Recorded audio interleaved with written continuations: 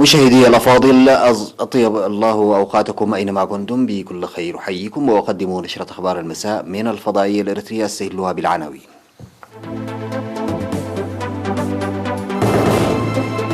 إصابة 25 مواطنا بكوفيد-19. دعوة لإعداد خطط مسبقة لحماية الأشجار مع برنامج التشجير. تنافس مؤسسات الخدمات الاجتماعية في مديرية قلوج والكثافة السكانية. ختام المحادثات الليبية بتونس دون تعيين حكومة موحدة. توقيع أكبر اتفاق للتجارة الحرة في العالم بين الصين ودول منطقة آسيا والمحيط الهادي. حريق بمستشفى في رومانيا يؤدي إلى وفاة 10 مصابين بكوفيد-19. السلام عليكم ورحمة الله. أعلنت وزارة الصحة أن الفحوصات الطبية التي أجريت اليوم 16 من نوفمبر في مراكز العزل بالإقليم الجنوبي أظهرت إصابة 25 مواطنا بفيروس كوفيد-19، وقدم جميع المصابين خلال الأسابيع الماضية من إثيوبيا بطريقة غير نظامية، وكان 17 مصابا من بين المصابين 25 في مركز العزل بمنطقة صنعفة، و6 في مركز العزل بمنطقة داغرقيس، و2 في مركز العزل بمنطقة عبل. في غضون ذلك شفي 7 مواطنين كانوا يتلقون الرعاية الصحية في مستشفيات الإقليم الجنوبي. بموجب ذلك وصل عدد المصابين بفيروس كوفيد-19 في البلاد حتى هذا اليوم 518، شفي منهم 451، فيما يتلقى 67 مصابا الرعاية الصحية في المستشفيات. وزارة الصحة أسمر 16 من نوفمبر 2020.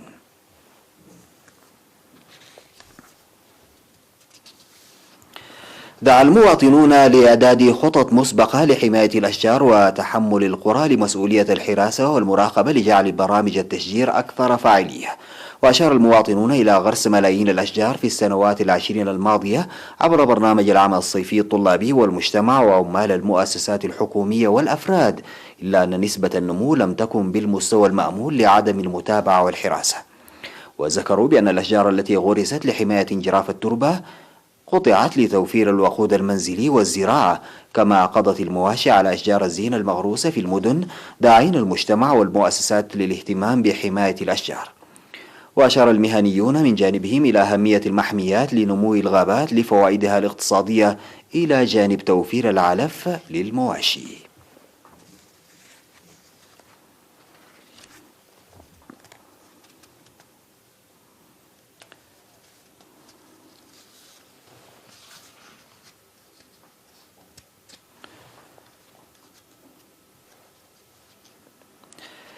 أفاد مسؤول وحدة مؤسسات الخدمات الاجتماعية في مديرية قلوج السيد حقوس عند برهان بتكافؤ مؤسسات الخدمات الاجتماعية المشيدة في المديرية مع الكثافة السكانية، وأدى ذلك إلى حصول السكان على خدمات اجتماعية جيدة.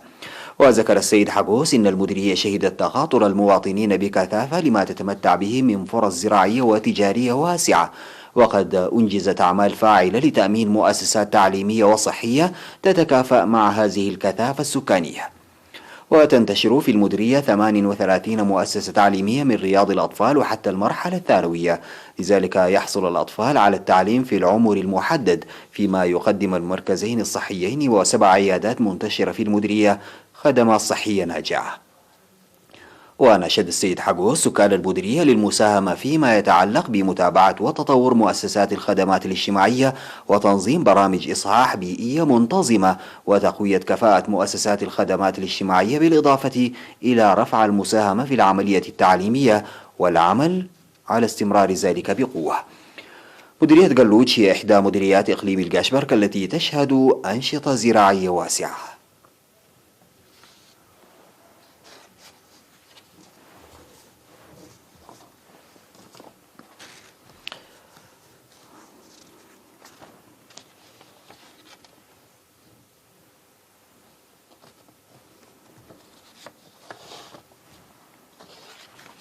بعد الفاصل سادتي نعود لمواصلة الأخبار.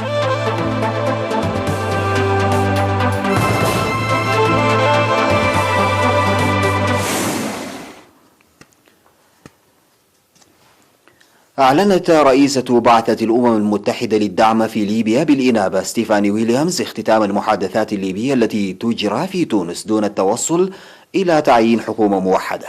وقالت ويليامز في مؤتمر صحفي إن المحادثات ستتواصل الأسبوع المقبل افتراضيا بتقنية الفيديو للاتفاق على آليات ومعايير اختيار الشخصيات التي ستتولى السلطة مستقبلا. وأضافت أن المشاركين في مؤتمر الحوار الليبي في تونس اتفقوا على عقد اجتماع عبر الإنترنت بعد أسبوع لبحث آليات تنفيذ الاتفاقات التي توصلوا إليها. واختتم الحوار السياسي الليبي الذي يجري برعاية دولية وذلك بعد أسبوع من مناقشات مباشرة تم التوصل خلالها إلى اتفاق على تنظيم انتخابات أواخر ديسمبر 2021 وفق الأمم المتحدة. وأكدت ويليامز إنها راضية جدا عن مخرجات هذه المفاوضات خصوصا فيما يتعلق بالتوافقات حول خارطة الطريق وصلاحيات السلطات التنفيذية.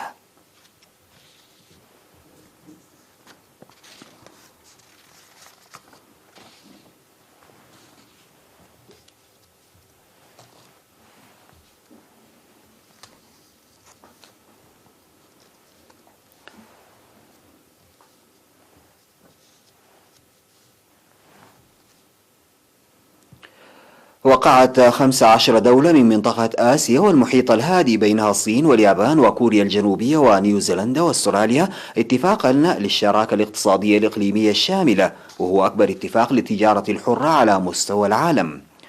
وتم توقيع الاتفاق افتراضيا في ختام قمة لقادة دول جنوب شرقي آسيا الساعين لانعاش اقتصاداتهم المتضررة جراء كوفيد-19.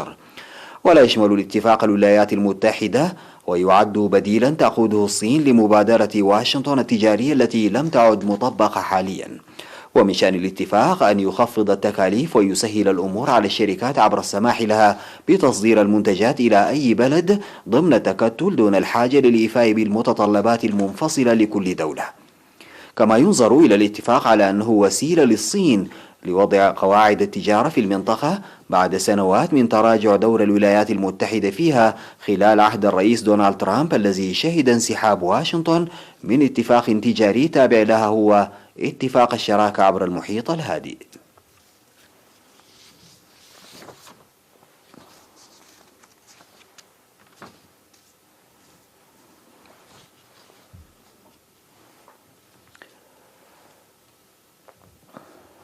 لقي 10 مرضى مصابين بكوفيد-19 حتفهم بعدما اندلع حريق في أحد أقسام العناية المشددة في شمال شرقي رومانيا، وفق ما أفادت متحدثة باسم المستشفى حيث وقعت الحادثة. واندلع الحريق في قسم العناية المشددة في مستشفى ببلدة بياترا ناميس، وسيطرت أجهزة الطوارئ عليه بعد نحو ساعة. وأفادت المتحدثة باسم المستشفى إيرينا بويا أن 10 أشخاص أعلنت وفاتهم و7 حالاتهم حرجة، وتوفي 8 من الضحايا بالنيران بينما أعلنت وفاة شخصين آخرين بعد إجلائهما. ولم يتضح سبب اندلاع الحريق بينما فتحت النيابة العامة تحقيقا في الحادثة.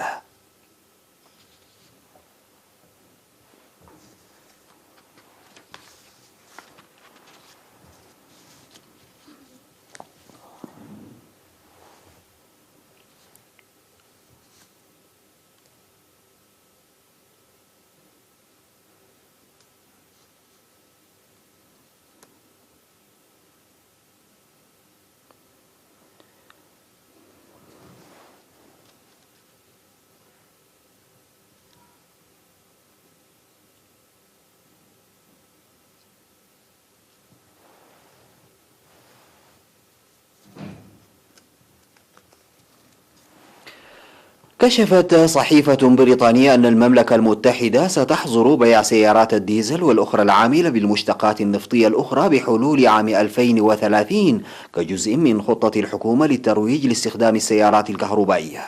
وكان رئيس الوزراء بوريس جونسون قد أعلن أن حظر بيع السيارات الجديدة التي تعمل بالبنزين أو الديزل سيتم تقديمه من العام 2040 إلى العام 2035، غير أنه من المتوقع حسب فاينانشال تايمز أن يتم الإعلان عن تغيير جديد لتاريخ دخول هذا القرار حيز التنفيذ ليكون في نهاية العقد الحالي، حيث من المرجح أن يعلن جونسون عن هذا التغيير الأسبوع المقبل. ويعد القرار جزء من سلسلة من المبادرات البيئية التي تدفع بها إدارة جونسون، التي سبقت وأن أعلنت في سبتمبر الماضي أنها ستصدر أول سنداتها الخضراء العام المقبل. بهذا تصبح المملكة المتحدة والاقتصاد الرئيسي في العالم يتخذ مثل هذه الخطوة العملاقة في مجال حماية المناخ والبيئة.